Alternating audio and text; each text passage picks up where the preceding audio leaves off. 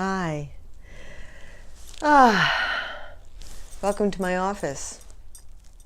So I wrote an article today talking to my community, and it's so evident in our world that the feminine is rising.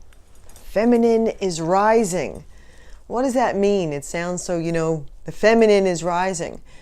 The old paradigm is to separate men and women and make another war between the genders. The old paradigm is, we can do it better than them, they can do it better than us, who's going to take over, who's right, who's wrong. That's not how I'm looking at this. And I'd like to explain to you what the feminine rising is. So the feminine is not necessarily girl. Masculinity, the masculine, is not necessarily guy. I've explained to you before that each body, each being, has masculine and feminine energies. So when we're using both masculine and feminine energies, we're balanced. In a world where we are living in the masculine, we are out of balance. The world hears us use the patriarchy all the time. We're living in a patriarchy. It's a man's world. So let's clear that up. The patriarchy is a way of being, and yes, it is a masculine way of being. And masculinity encompasses protection, aggression, anger, narrow-mindedness, focused, get it done. So when we're living in a world of that, and only that, we're out of balance. The feminine, which is rising, is a world of compassion. It is a world of intuition. It is a world of emotion. Can you imagine if the two work together? Can you imagine being strong and assertive while being compassionate and intuitive?